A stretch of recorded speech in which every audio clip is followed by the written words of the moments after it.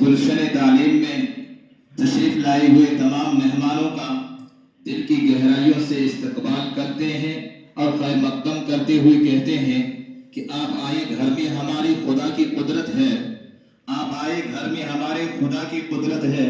کبھی ہم آپ کو دیکھتے ہیں اور کبھی ہم اپنے معصوم پھولوں کو دیکھتے ہیں۔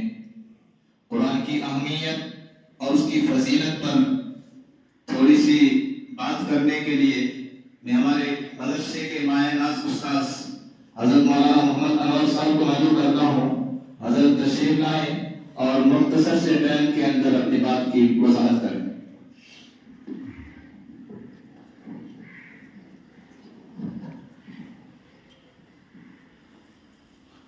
نحمده ونصلي على رسوله الكريم اما بعد فاعوذ بالله من الشيطان الرجيم بسم الله الرحمن الرحيم قال الله تبارك وتعالى في القرآن المجيد والفرقان الحميد إنا نحن نزلنا الذكر وإنا له لحافظون وقال النبي صلى الله تعالى عليه وسلم خيركم من تعلم القرآن وعلمه وقال النبي صلى الله تعالى عليه وسلم أشراف أمتي حفظة القرآن وأصحاب الليل أو كما قال صلى الله عليه وسلم۔ درود شریف پڑھو۔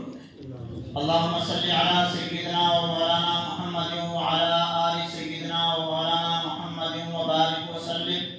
اللهم صل على سيدنا ومولانا محمد وعلى آل سيدنا ومولانا محمد وبارك وسلم۔ اللهم صل على سيدنا ومولانا محمد وعلى آل سيدنا ومولانا محمد وبارك وسلم۔ میرے واجب الاحترام قابل صد احترام حضرات علماء کرام اور الگ الگ جگہ سے تشریف لائے ہوئے تمام مہمانان اعظام اور عزیز طلباء، سب سے پہلے ہم اللہ رب العزت کا شکر ادا کرتے ہیں کہ جس رب نے ہمیں قرآن کی نسبت پر اس محفل میں جمع ہونے کی توفیق عطا فرمائی۔ میرے عزیز بھائیو، یہ توفیق یہ اللہ ہی کی جانب سے ہے اور یہ نسبت بہت بڑی نسبت ہے، اس لیے کہ جس چیز کو جس چیز سے نسبت ہو جاتی ہے تو اس چیز کا یا تو مرتبہ بڑھ جاتا ہے یا گھٹ جاتا ہے۔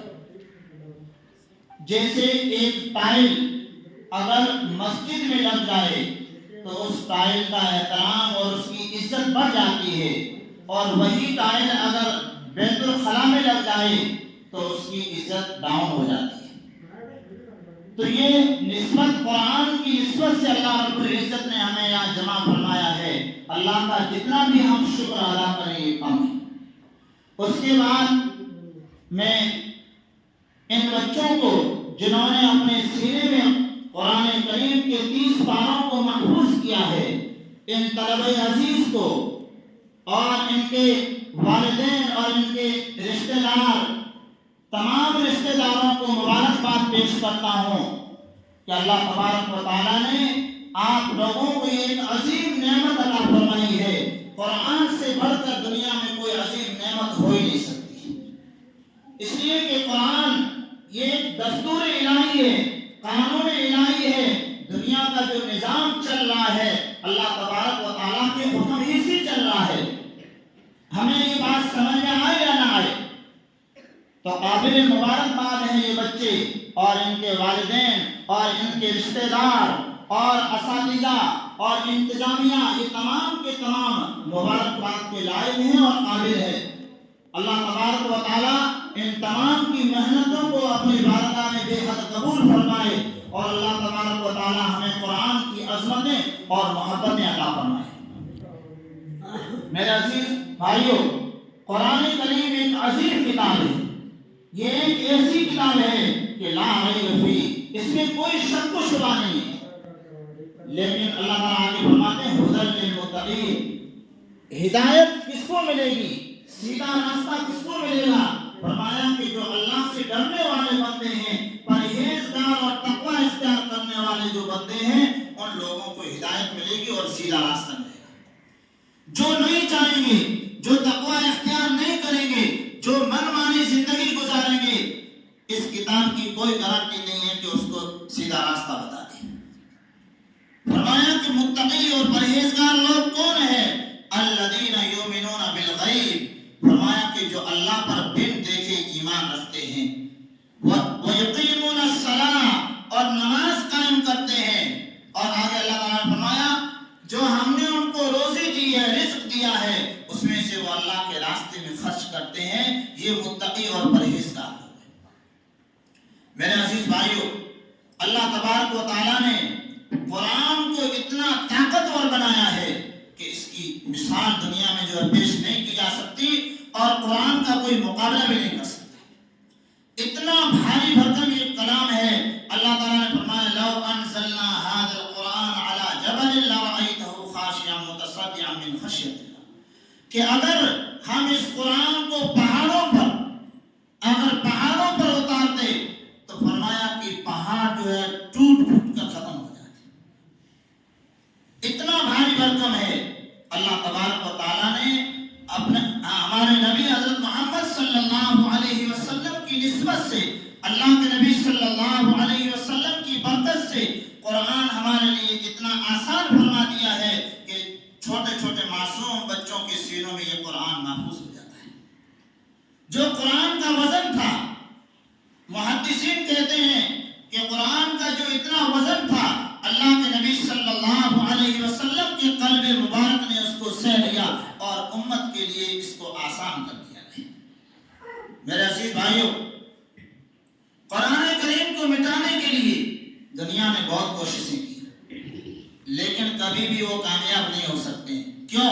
اللہ تعالیٰ نے فرمایا اِنَّا نَحْنُ نَزَّلْنَا الذِّكْرَ وَإِنَّا لَهُ لَحَافِظُونَ، کہ ہم ہی نے قرآن کو اتارا ہے اور ہم ہی اس کی حفاظت کرنے والے ہیں۔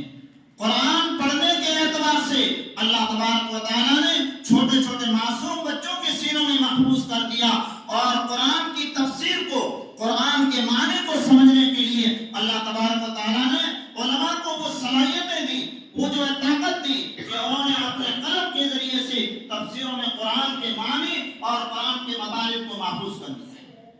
اب کوئی بھی اس میں ایک ذرہ برابر بھی جو ہے ایک نقطہ نہ گھٹا سکتا ہے اور نہ بڑھا سکتا ہے۔ جب اس ملک میں انگریز آئے تو انہوں نے کتنی کوششیں کی قرآن کو مٹانے کے لیے، قرآن کے نسخے جو ہے جمع کر کے اور قرآن کے نسخوں کو جلایا گیا۔ ایک انگریز جو ایک جگہ سے نکلا تو وہ کیا دیکھتا ہے کہ ایک استاد ہے چند بچوں کو قرآن پڑھا رہا ہے، جا کر وہ بیٹھ گیا، وہ پوچھ رہا ہے کہ کیا کر رہے ہو؟ تو وہ بچوں کو قرآن پڑھا رہے ہیں۔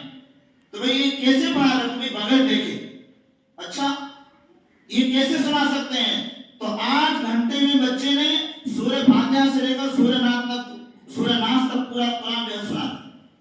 انگریز بھی جو حیران ہو گیا اور کہنے لگا کہ ہماری محنت بیکار ہے، قرآن کے نسخوں کو جلانے کا کوئی فائدہ نہیں، کتنے سینوں کو ہم جلائیں گے؟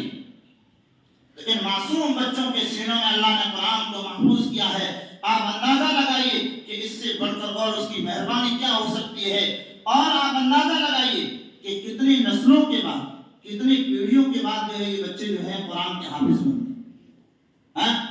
ایک یہ جو چھوٹا سا بچہ بیٹھا ہے ہمارے گاؤں کا، تو ہماری برادری میں سے جو ہے ان کا جو پاڑا ہے، ان کا جو دھڑا ہے، غالباً جو ہے 15 پیڑھیاں مجھے جو ہے معلوم ہے قرآن کا کوئی جو حافظ نہیں۔ 15 جو ہے نسلوں کے بعد میں قرآن جو ہے ان کے سینوں میں محفوظ ہو رہا ہے۔ اللہ تبارک و تعالیٰ کتنا بڑا مہربان ہے، اللہ کو جو ہے کوئی ادا پسند آئی اور سینے میں قرآن کو محفوظ کر دیا۔ عزیز بچوں، اللہ تبارک و تعالیٰ نے یہ انعام دیا ہے، اس انعام کو ہم مرتے دم تک باقی رکھیں گے اور قرآن پر عمل کریں گے۔ ابھی کام پورا نہیں ہوا ہے، ابھی قرآن کے الفاظ کو آپ نے محفوظ کیا ہے، ابھی عالم بننا ہے، اور انشاءاللہ اس امت میں چل کر قرآن کے چراغ کو جو ہے روشن کرنا ہے۔ ہاں، یہ بہت بڑا عظیم کام ہے۔ اللہ کے نبی علیہ السلام فرماتے ہیں اشراف امتی حفظت القرآن، کہ میری امت کے بڑے کون لوگ ہیں جو قرآن کو محفوظ کرنے والے ہیں، قرآن کے الفاظ کو اپنے سینوں میں محفوظ کرنے والے، قرآن کے معنی کو اپنے جو سینوں میں محفوظ کرنے والے، وہ اصحاب اللیل، اور راتوں کو تہجد پڑھ کر امت کے لیے دعا کرنے والے لوگ ہیں۔ جس کو اللہ کے نبی علیہ السلام بڑا کہہ دے اس میں کیا شک ہو سکتا ہے؟ دنیا جو یہ سمجھتی ہے کہ یہ کیا ہے، کچھ بھی نہیں. ایک جو ہے تیلی، اس کے ہاتھ میں جو ہے وہ ہیرا مل گیا اس کو. اب بیچارہ تیلی جو ہے تیل بیچنے والا، اس کو کیا پتا کہ یہ اتنا ہیرا جو ہے قیمتی ہے. وہ اپنے تیل کو بیچنے کے لیے جو ہے تکلی کی جو ہے بات بنا کر وہ بیچ رہا. تو ایک جوہری کے پاس، سونار کے پاس جب وہ پہنچا تو سونار کی جب اس ہیرے پر نظر پڑی ہے تو وہ کہنے لگا کہ افسوس، کروڑوں کا ہیرا جو ہے تکلی میں جو ہے بات بنا کر جو ہے گھوم رہا ہے اور 2 پیسے کے چکر میں جو ہے دب کی جو ہے ٹھوکر کھا. تو میرے عزیز بھائیو، یہ قرآن یہ انمول ہیرا ہے. اگر ہمیں ترقی چاہیے، اگر ہم کامیاب ہونا چاہتے ہیں تو قرآن کو سینوں سے لگانا پڑے گا. قرآن جو ہے اپنے بچوں کے سینوں میں محفوظ کرنا پڑے گا. اپنے بچوں کو قرآن کی تعلیم دینی پڑے گی. قرآن کے بغیر گھروں میں روشنی نہیں ہو سکتی ہے. دنیا کی روشنی جو ہے چند جو ہے مدت کے لیے ہو سکتی ہے، ہمیشہ کی روشنی جو ہے وہ قرآن کریم کے ذریعے سے ملے گی. جب مر کر چلے جائیں گے تو جو ہے قرآن جو ہے ہمارا جو ہے وہاں پر دوست بنے گا. ابھی بچے نے جو ہے دعا پڑھی، اللہم آنس وحشتی فی قبری، کہ اللہ قبر میں جو ہے ایک خوف ہوگا، ایک جو ڈر ہوگا، ڈر کا ماحول ہوگا، وہاں قرآن دوست بن جائے گا اور وہ مونس بن جائے گا اور وہاں پر کہے گا اب تجھے گھبرانے کی ضرورت نہیں. اپنے جو رشتہ دار جو دنیا سے جا چکے ہیں ان کے لیے ہمارے پاس جو ہے ٹائم نہیں ہے. ان کو جو کچھ بخشنے کے لیے ہمارے پاس کچھ ہے نہیں. ہم نے اپنے اولادوں کو پڑھایا نہیں ہے. فرمایا، ایک بزرگ فرماتے ہیں کہ ایک قبرستان کے پاس سے اللہ والے کا گزر ہوا تو کیا دیکھتے ہیں کہ ایک آدمی ہے جو ایک تھیلی میں سے جو ہے لفافے نکال کر تقسیم کر رہا ہے. تو لوگ جو ہے لوگوں کی بھیڑ لگی ہے قبرستان میں اور جو ہے وہ کہہ رہا ہے میرا ہوگا، وہ کہہ رہا ہے میرا ہوگا. ایک آدمی ایسا ہے جو دور جگہ بیٹھا ہوا. تو اس اللہ والے نے اس سے پوچھا کہ بھئی تم جو ہے خاموش کیوں بیٹھے ہو، یہاں تو ہوڑ لگی ہے. تو وہ کہنے لگے کہ مجھے جو ہے ٹینشن لینے کی، گھبرانے کی ضرورت نہیں ہے. میرا بچہ قرآن کا حافظ ہے اور روزانہ 10 پارے قرآن کے پڑھ کر اور میرے لیے جو ہے بخش دیتا ہے اور قبر میں اس کا ثواب مجھے مل رہا ہے اور قبر میں جو ہے آرام سے بیٹھا. تو میرے عزیز بھائیو، قبر کا یہ سامان آج ہم کر سکتے ہیں. جس دن آنکھ بند ہو جائے گی اس دن جو ہے کچھ نہیں ہونا ہے. اس لیے میں آخر میں پھر دوبارہ جو ہے ان بچوں کو مبارکباد پیش کرتا ہوں اور تمام رشتہ داروں کو اور انتظامیہ کو اور جتنے بھی مدرسے کے محسنین ہیں، مدرسے کی مدد کرنے والے تمام لوگوں کے لیے اللہ تبارک و تعالیٰ اس محفل کو مغفرت کا ذریعہ بنائے اور قرآن کو ہمارے لیے ہدایت کا ذریعہ بنائے. اور اللہ تبارک و تعالیٰ اس قرآن کی برکت سے ظاہری اور باطنی تمام بیماریوں کو ختم فرمائے اور اللہ تبارک و تعالیٰ اس ادارے کو دن دگنی رات چوگنی جو ہے ترقیات سے نوازے. اور اللہ تبارک و تعالیٰ ہمارے حضرت معتمد صاحب کو شفاء کاملہ اور عاجلہ مستمرہ دائم عطا فرمائے. حضرت جو ہے ابھی معذور ہیں لیکن اتنے فکر مند رہتے ہیں کہ ہمیشہ جو ہے بلا کر پوچھتے ہیں کہ تعلیم کیسی چل رہی ہے، سسٹم جو ہے کیسا چل رہا ہے. اللہ تبارک و تعالیٰ سے ہم دعا کرتے ہیں کہ اللہ تبارک و تعالیٰ حضرت کی فکروں کو قبول فرمائے اور حضرت کی فکروں کے ذریعے سے یہ ادارہ ترقی کر رہا ہے. الحمدللہ یہ بچے آج معصوم آپ کے سامنے 30 پاروں کو جو ہے محفوظ کر کے آپ کے سامنے یہاں پر بیٹھے ہوئے ہیں. اس سے بڑھ کر اور کیا جو ہے امت کو نتیجہ مل سکتا ہے. اس لیے تمام لوگ اس ادارے سے جو ہے تمام اداروں سے محبت رکھیں اور ان بچوں سے محبت رکھیں. اللہ تبارک و تعالیٰ ہمیں جو ہے ان باتوں پر عمل کرنے کی توفیق عطا فرمائے اور قرآن کو ہمارے لیے مشعل راہ بنائے اور قرآن کی خدمت مرتے دم تک اللہ تبارک و تعالیٰ جو ہے لینے کی توفیق عطا فرمائے. وآخر دعوانا